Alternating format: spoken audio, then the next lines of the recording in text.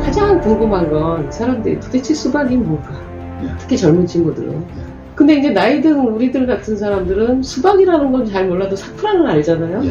그 사쿠라가 수박 똑같죠. 같은 건가요? 예.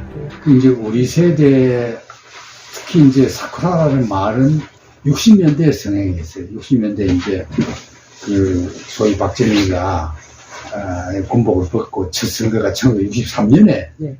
대통령 출마해서 당선. 민정 이양을 15만 표 차이로 예. 당선되잖아요. 15만 표 차이거든요. 그러면은 박정희, 윤보선 그 두 사람이 이제 중에 하나가 되는 거예요. 근데 나머지 사람 중에 세 사람인가 그 했는데 하나만 야권에서 사퇴해도 윤보선 되는 거예요. 예. 그러면 5.16은 간 곳이 없는 거야. 박정희는 바로 체포야. 우리가 그런 고생을 안 했죠, 우리 대학 시절에. 지난 대선하고 똑같네요. 그러니까 이게 나는 맨날 그래 말해요. 민주당 좀 정신 차려라. 아직도 정신 제대로 차린지 모르겠어요, 나는. 왜냐하면 민주당은 나는 좀 막말을 하면 그래요. 자기들 힘으로 집권해 본 적이 없어요. 국민이 집권시켜줬어요. 그러네요. 그렇잖아요. 예. 민주당 여러분들 집권한 적 있습니까? 국민이 다 혁명해서 만들어준 거지. 근데 집권시켜놓으면은 그 자리를 못 지켜. 미치겠죠. 네. 살구 뒤에 장면. 그 왜 못 지킵니까? 4월 혁명 정신으로. 그 혁명 정부가. 왜 못 지켰어요? 자유당하고 똑같은 거야. 쉽게 말하면 사쿠라야. 자유당 사쿠라야. 사쿠라가 많았습니까? 구박을 하나도 일수 안 하고, 음흠. 부정부패사를 하나도 일수 안 하고, 박정희가 위험 인물이라고 보고서가 몇 번이나 올라간데, 처리도 못하고, 그게 민주당 정부예요. 그러네요. 나는 5.16은 뭐냐? 민주당이 일으킨 거다. 민주당이 묵인해서 일어난 거다. 그렇지 않아요? 아, 쿠데타가 일어날 거라는 소문이 계속 있었다면서요? 이미 몇 번 보고가 올라갔고, 정부 관계기관에서 몇 번 올라갔고, 조치하는까지 올라갔고 했는데, 미정 했어요. 그랬죠. 그 다음에는 5.16 당일날, 장면 총리가 어디 갔습니까? 수장원에 왜 가요? 창피하지도 않아요? 총리가? 그러지 않아요? 생명의 위협을 느낀 거죠. 죽어가고 해야죠. 민주주의라는 게 뭔데, 민주주의가 뭐 그렇게 공짜로 국민들이 갖다 주는 것만 받아 먹을 줄 알고 지는 민주주의 위해서 안 싸우나? 그러지 않아요? 4.19 때 국민학생도 죽었는데. 그럼 어디 숨어가지고 일군 사령관한테 전화해가지고 이쯤 난 그때다 반대다 쳐라. 그럼 되거든. 안 친 거야. 뭐 누구 책임이 있어요? 그럼 이미 5.16 전에 그것을 할 때부터 못 막았죠. 당일에 못 막았죠. 그 다음에 마지막 기회가 있어요. 그게 1963년 선거. 군복 벗고 대통령 선거야. 충분히 윤보선을 당선시킬 수 있었는데 못한 것은 야권 단합을 못해서 그래요. 민주당 정권이 세 번을 5.16을 좌절시킬 수 있는 기회를 다 놓친 거예요. 그게 민주당이야. 예. 유신 때, 예. 박정희가 유신 일으켰을 때 민주당이 뭐 했어요? 탱크 들어올 때 유신한테 뭐 큰 힘도 안 들었어요. 탱크 몇 대 갖다 놓고 그냥 대학 증명하고 그래 해버렸거든. 네. 그러면 민주당 국회의원들이 도망가지 말고 모여가지고 국회에서 서면서 발표하고 말이죠. 국회 못 들어가게 군인들이 포위했지만 하고 그래야 되는 거 아닙니까? 내가 야당 역사를 공부하고 싶어가지고 책을 구하니까 마땅한 교재도 하나 없어요. 야당사 제대로 쓴 책이 없어요. 야당 비슷하게 쓴 책만 있고. 네. 그런 빈약한 게 우리나라 야당 정치입니다. 그걸 지금 민주당 여러분들이 알고 집권했을 때 뭐 했어요? 집권해가지고. 참 나는 여기에 대한 통계는 반성 없이는 내년 총선에 대비도 제대로 못한다는 생각입니다. 예. 그리고 그게 뭐 말할 것도 없고 그게 뭐 80년 왜 단결 못해요? 80년 그렇지 않아요? 네. 광주 시민항이 일어나기 직전에. 네. 서울의 봄 때. 예, 서울 봄 때. 왜 그때도 서로 대통령이 해먹겠다고 YSDJ 서로 으렁거리고 뭐 그랬죠. 87년도에도 못했는데요. 그러다 87년에 우리가 만약에 두 사람이 힘을 합쳤으면은 그때는 두 사람 힘을 합치면은 70% 지지예요, 국민들은. 네. 70% 지지면은 5.18 주도 세력들을 다 처형하고 많은 책임자들을 광주, 민중화, 한을 완전히 풀어내고 새로운 역사를 쓸 수 있고 그 뒤에 더 이상은 절대 정치적인 나쁜 짓을 못하게 정치 세력에서 그리고 정치의 전두환 정권의 현명했던 사람들, 정치인들 다 지식인까지 다 해가지고 그냥 심판하고 역사적으로. 그럼 지금 우리가 이런 고생을 왜 해요? 안 하지? 그렇죠. 그랬으면 입헌민주주의가 네. 굳건히 자리 잡을 수 있었을 거예요. 이런 비판을 아무도 안 해요. 안 하고 다 DJ 지지자들, YS 지지자들, 노무현 지지자들, 문재인 지지자들 다 자기가 섬겼던 자기한테 자기 출세시켜 준 사람 그 사람이 제일 훌륭한 대통령이라고 다 모여져 가지고 그 사람들끼리도 다 서로 정치적 의견이 다른 게 지금 오늘의 현실이거든요. 그 결국 뭐냐, 그게 작년 대통령 선거에서 떨어뜨리게 한 거예요. 그 세력들이. 지금 말하면은 국민을 원망하기 전에 민주당, 범민주당 세력들, 거기에 함께 했던, 감투를 썼던 세력들, 그 사람들이 반성해야 돼요, 지금. 그 반성 없으면 내년, 지금 이재명 대표 이 비극도 난 그런 사람들의 책임이라고 봐요. 그런 사람들이 다 묵혔으면은 아무리 윤석열이라도 저를 못합니다. 그러니까 내부의 적으로서의 사쿠라 또는 수박이 단순히 그 여당에 협조하거나 협력하거나 뭐 낮에는 야당, 밤에는 여당 하는 그런 게 아니라 서로 단결해야 마땅한 사람들이 단결하지 않는 것. 예. 그것도 그러면 수박이라고 보시는 거네요. 그렇죠. 왜냐하면 그게 결국은 민주 세력들의 우리 민족의 주류가 되는 그 길을 막는 거예요. 쉽게 말하면 이 민주 세력들은 물이 도도하게 강물이 흘러가는데 거기에 이제 방충을 쌓아가지고 물이 못 흐르게 이렇게 자기 보에만 물 흘러가게 물을 빼돌리는 거예요. 민주 세력들은 물을 빼돌려. 그러니까 물이 약해지죠. 그러니까 물레방아를 민주주의라는 물레방아를 못 돌리는 거예요. 그럼 그게 사쿠라지 뭐 사쿠라가 따로 있습니까? 그게 수박이지. 예.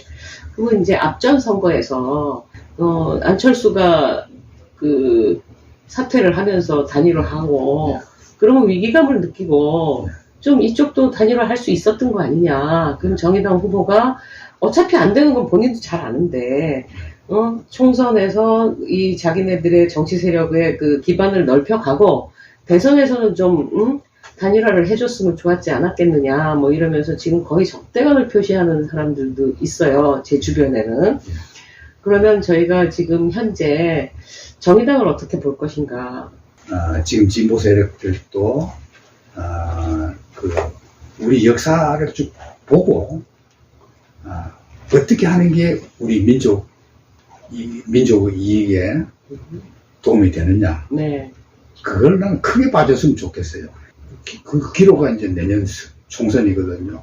근데 이런 총선 앞에서도 진보 세력들이 진보 세력 우리 다 알잖아요. 자기들끼리 얼마나 그 정치 노선이 다르고 투쟁의식이 치열하고 올바로 살아왔고 하나하나가 다 투사들이 뭉친 진보 세력들 참 저도 존경해요. 저도 마음속으로 지지하는데 그러나 이런 순간에도 지금까지 우리가 해왔던 그 증오감, 상대에 대한 증오감이나 대결의식 이런 순간에도 그걸 못 버리고 과연 못한다면 동지로 손을 함께 못 잡는다면은 이거는 우리 민족사에서 영원히 씻을 수 없는 죄악을 짓는 거다. 저는 그 특정 정당 하나만 심판하기보다는 진보세력 전체를 그렇게 되는 진보세력 전체에게 자칭 진보라고 하는 분들이 제발 우리 민족사 전체를 봐주시길 바랍니다. 참 위기예요. 결국 선생님 말씀 들어보면 역사 속에서 그 답을 찾을 수 있고 이번에는 좀 꼭 합심을 했으면 좋겠습니다. 야, 그때 참 기분 좋았어요. 네. 저런 식으로만 나가면은 다음 선거 때는 진보 세력이 국회에서 원내 교섭단체를 확보하겠구나. 네. 그걸 바랐는데 저가 깼잖아. 뭐 이유가 어쨌든 어떤 이유든 깨지면 안 되거든요. 저거 깨버려. 그거 이제 들어인 거죠. 그래놓고 또 뭐 네가 잘했니 내가 잘했니 그 감정을 지금도 계속 유지하면 안 돼. 그거 빨리 벗어나야 돼요. 이제는 벗어나서 우리가 옛날에 합쳤을 때 힘이 있었다. 합치자. 허심탄회하게. 그래 해야 된다고 봐요. 지금 그래 안 하면 이번에 이 기회에 그래 안 하면은 앞으로 합칠 기회가 안 와요. 네.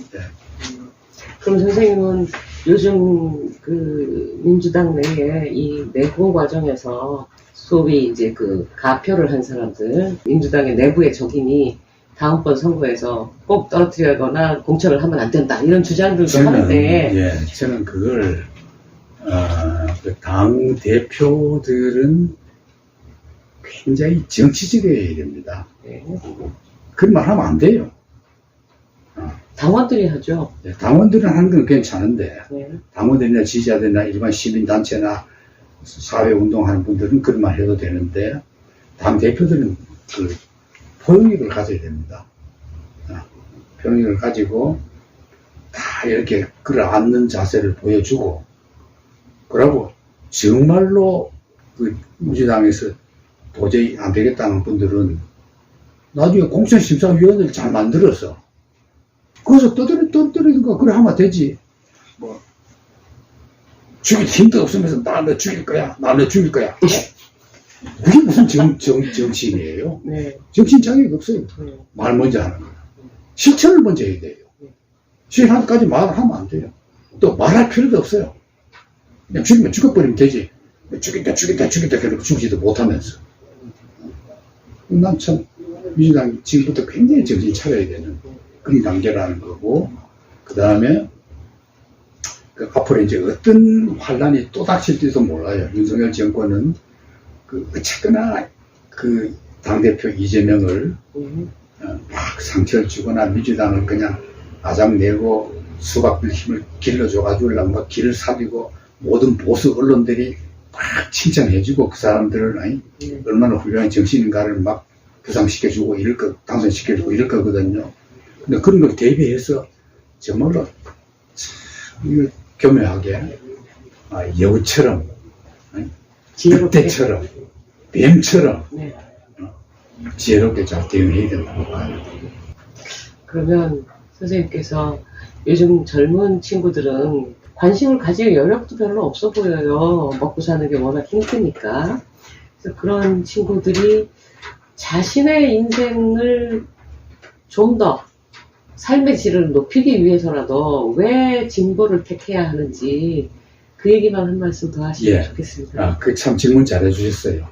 지금 젊은 사람들이 정치에 관심이 없잖아요. 지금 젊은 청년들 제발 이 유튜브 좀 봐주세요. 지금 정치는 여러분들 생각하는 그런 정도가 아닙니다. 정치가 민족 전체의 사활, 전쟁이냐 평화냐, 평화까지 오면 평화를 내세우는 정치인들. 그 다음에 국민복지가 좋으면은 국민복지를 하는 정치인. 그 사람을 선택하는 그게 뭐냐? 여러분 직장하고도 관계돼요. 여러분 왜 취직이 안 되느냐? 왜 취직해도 자꾸 어려워지냐? 회사가 안 되느냐? 사업이 안 되고 무역은 왜 안 되느냐? 그거는 정치인 일이에요. 정치인들이 하는 일입니다. 그러니까 여러분들이 나는 정치와 상관없어. 그런 바보 같은 생각을 버리세요. 정치가 여러분들 등록금까지 다 결정해요. 물론 얼마 해라 소리는 안 하지만은 국가 시책에 따라서 등록금이 오르락내리락 하잖아요. 네. 돈 없어도 대학 갈 수 있다 없다. 국가 정책이 다 만들어요. 최저임금도 최저임금도 국가 정책이죠. 근데 젊은이들 여러분 데이트만 하고 있을 거예요. 제발 젊은이들 정신 바짝 차리고 여러분들이 편안하게 살 수 있는 누가 해결해 줄 거냐, 어느 정당이 해결해 주느냐 비교해보란 말이에요. 이래도 나는 정치에 상관없어 하면은 방관하십시오. 다만 내가 한마디 충고하고 싶은 것은, 방관하는 것은 여러분들의 삶을 포기하는 것이고 바로 독재 정권을 도와주는 것이다. 역사의 반역자예요. 전체 마지막 까지. 그 말을 하고 싶습니다. 아마 젊은이들한테 굉장히 도움이 되는 말씀인 것 같습니다. 와야 말이지. 할 겁니다. 고맙습니다. 오늘 말씀. 감사합니다. 예, 고맙습니다. 수고 많았습니다. 예.